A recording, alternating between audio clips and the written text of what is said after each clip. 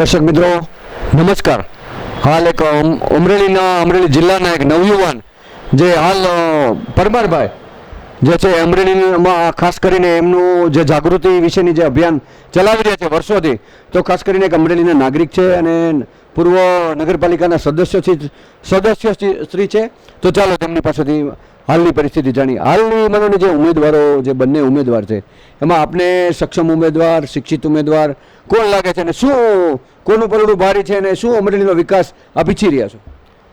અમરેલી શહેરના, અમરેલી જિલ્લાના લોકો જાણે જ છે કે અમરેલીનો વિકાસ છેલ્લા 20-25 વર્ષથી થયો જ નથી. અહીંયા કોઈ એવી પ્રાથમિક જે જરૂરિયાતો છે એ મુજબનું કંઈ બ્રોડગેજ છે, બીજી કોઈ સુવિધા છે એવી કંઈ મળી નથી. FM રેડિયો સ્ટેશનની જે વાતો કરતા હતા એ FM રેડિયો સ્ટેશન ચાલુ થયું એના આજે 20 વર્ષ થઈ ગયા. લોકો હવે મોબાઈલમાં જોવા મળ્યા છે, નાના બાળકો. ત્યાં સુધી અહીંયા FMનું સ્ટેશન પણ નથી આવ્યું. ખોટા ખાતમુહૂર્ત કરવામાં આવે છે બ્રોડગેજના, એના બધાના. બીજા વિકાસની દ્રષ્ટિએ ઇન્ડસ્ટ્રીઝ એક પણ પ્રકારની અહીંયા આવી નથી.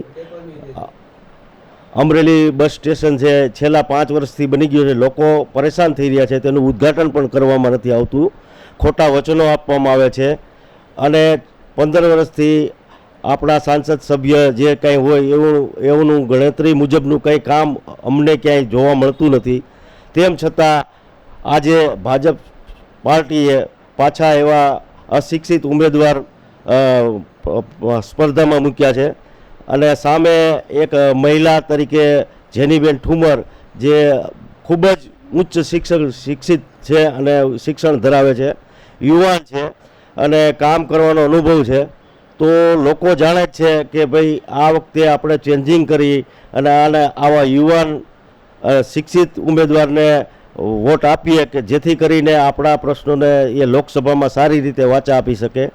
તેમ લોકોએ મન બનાવી લીધું છે. બિલકુલ. ખાસ કરીને આપે જેમ કીધું ભાઈ ખાતમુહૂર્ત ને વગેરે વગેરે, તો રાજમહેલ વિશે શું કહેશો? શું રિવરફ્રન્ટ વિશે કહેશો? શું માનોને રેલવે વિશે કહેશો? કે શું માનોને જે ઉદ્યોગ ક્ષેત્રે કે વગેરે વગેરે અમરેલી જે પછાત છે તો એના વિકાસવંતી અમરેલી બને, વિકાસવંતું અમરેલી બને એ માટેની આપની શું ઝંખના છે એક નાગરિક તરીકે?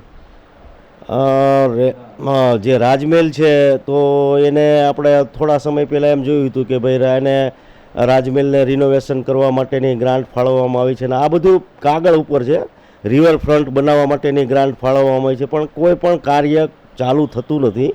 માત્ર મીડિયામાં, પ્રેસ મીડિયામાં આ બધી જાહેરાતો આપવામાં આવે છે. ઇન્ડસ્ટ્રી તરીકે પાણીની પહેલાં પુષ્કળ વ્યવસ્થા હોવી જોઈએ, જે વ્યવસ્થા નથી. કોઈ નવી ઇન્ડસ્ટ્રી જ આવતી નથી. લોકો બેકાર છે, યુવાનો બેકાર છે, જેથી કરીને અમરેલી છોડી અને બીજા મોટા સિટીની અંદર રોજગાર માટે જઈ રહ્યા છે. એજ્યુકેશન માટે, રોજગાર માટે બીજા સિટીનો પસંદ કરી રહ્યા છે. શું કહે છે અમરેલીનો ટાવર, અમરેલીની ઠેબી ડેમ, અમરેલીનું રેલવે સ્ટેશન, અમરેલીનું એરોડ્રામ, શું કહે છે અમરેલીની ઝંખના? અમરેલીનો ટાવર છેલ્લા હું જોઉં છું ત્યારે 5 વર્ષથી એની ઘડિયાળ બંધ છે. આ લોકોને કોઈને નગરપાલિકાના હસ્તક હોય કે પછી સરકારના હસ્તક હોય, એ ટાવરની ઘડિયાળ પણ એક શરૂ કરાવી શકતા નથી, જેથી લોકોને ખ્યાલ આવે કે ભાઈ અમરેલીમાં ગાયકવાડી સરકારની આ જે બનાવેલો ટાવર છે એ શરૂ છે એમ. પણ એવું કંઈ છે નહીં. પછી રેલવે સ્ટેશન છે, તો રેલવે સ્ટેશનમાં તો એક બાવા ગાડી વર્ષોથી આવે છે. અમે નાના હતા ત્યારથી જોઈ છે. એ ગાડી આજની તારીખે પણ આવે છે અને છેલ્લા ઘણા સમયથી કહે છે કે કોન્ટ્રાક્ટ અપાઈ ગયો છે અને પાસ થઈ ગયું છે અને ખાતમુહૂર્ત થઈ ગયા છે. પણ મને નથી લાગતું કે આ શહેરની જનતાને બ્રોડગેજનો લાભ તાત્કાલિક મળશે. બરાબર. અમરેલી જિલ્લાની પ્રખ્યાત ઠેબી ડેમ શું કહે છે, શું કહેશો એના વિશે? ઠેબી ડેમ છે તો ઠેબી ડેમના પાણી તો અત્યારે છે, પણ ઠેબી ડેમનો બીજો કોઈ યુઝ થઈ શકતો નથી. પણ એ વિશે તો આપણે જાજુ શું કહેવું એમ. બોલો, વિશેષમાં આપ કાંઈ કહેવા માગતા હોય અને આવતા દિવસોમાં જે માહોલ અમરેલીની અંદર કેવો લાગે છે, તમારા એરિયાનો માહોલ શું છે? શું અમરેલીમાં શું કોનું પલડું ભારે છે? અમરેલીનો માહોલ જોતા મને તો એમ લાગે છે કે અત્યારે નવયુવાન આપણા ઉમેદવાર છે જેનીબેન ઠુમર, તેમનું પલડું ભારી લાગે છે. કારણ કે લોકોને ચેન્જિંગ જોઈ રહ્યું છે, વિકાસ જોઈ છે લોકોને અને બદલાવ જોઈ છે. અને લોકોએ છેલ્લા 15-20 વર્ષથી અનુભવ્યું છે કે તેના પ્રશ્નને કોઈ વાચા આપી શકે એવો તો એવો સક્ષમ ઉમેદવાર ત્યાં છે નહીં, અને ફરીવાર એવી ભૂલ કરવા માંગતા નથી. એટલે ચેન્જિંગ 100% છે. આપણા જેનીબેન છે એ જંગી બહુમતીથી ચૂંટાશે. બિલકુલ. તમે નગરપાલિકામાં અવારનવાર એમ કે નજીક છો અને તમે સત્યની સાથે ઘણીવાર એમ કે મેં તમને આક્રોશમાં પણ જોયા છે, હસતા પણ જોયા છે, તો શું કહેશો નગરપાલિકા વિશે? નગરપાલિકા વિશે તો શું કહેવું આપણે, કે નગરપાલિકાનું વહીવટ છે તો અત્યારે નગરપાલિકામાં તો હું તો કર્મચારી તરીકે પણ રહેલો છું. નગરપાલિકાના અત્યારે કર્મચારીનો પગાર પણ એટલા ઘણા બાકી છે. અને સફાઈની દ્રષ્ટિએ તમે જોવો તો નગરપાલિકાએ કોન્ટ્રાક્ટ જે એજન્સીને આપેલો હોય પૂરી સફાઈ થતી નથી. અમુક એના સિક્યોર વિસ્તાર છે કે જ્યાં એના જ લોકો પદ ભોગવી રહ્યા છે, કે સરકાર ચલાવી રહી, નગરપાલિકા ચલાવી, ત્યાં સફાઈ થાય છે. બાકી આખા શહેરમાં ક્યાંય સફાઈ થતી નથી. પાણીનો પ્રશ્ન એવો છે કે અવારનવાર પાણી 3-4 દિવસે આવે છે, પણ રેગ્યુલર પાણી નથી આપતું. આજે ગૃહિણી હોય, ઘર સંચાલિત જે ચલાવતી હોય એને સવારમાં પાણીની જરૂર પડે, પણ રાત્રે પાણી આવે, 10 વાગે આવે, બપોરે આવે. એટલે લોકો પાણીથી પણ કંટાળી ગયા છે. રોડ રસ્તા તો અમુક લગભગ બની ગયા છે, પણ અમુક શહેરને અમુક ગલીઓ ખાંચાને જાણી જોઈને મૂકી દેવામાં આવે છે, અમુક વિસ્તારને જાણી જોઈને મૂકી દેવામાં આવે છે. ત્યાં આજની તારીખે પણ ભૂગર્ભ ગટર બની ગયા, પણ રોડ બન્યા નથી. બિલકુલ.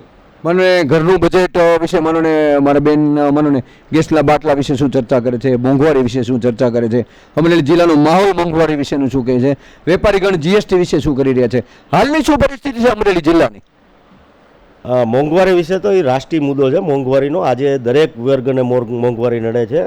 નાના માણસ, ગરીબ માણસથી મધ્યમ વર્ગ સુધીની દરેકને મોંઘવારી નડે છે. અને ભારત શહેરનું, ભારત દેશનું વોટિંગ જ મોંઘવારી ઉપર થવાનું છે. મોંઘવારીનો, શિક્ષિત, બેરોજગારીનો, આ બધા મુદ્દા ઉપર જ વોટિંગ થવાનું છે, અને 100% બદલાવ આવશે. બિલકુલ.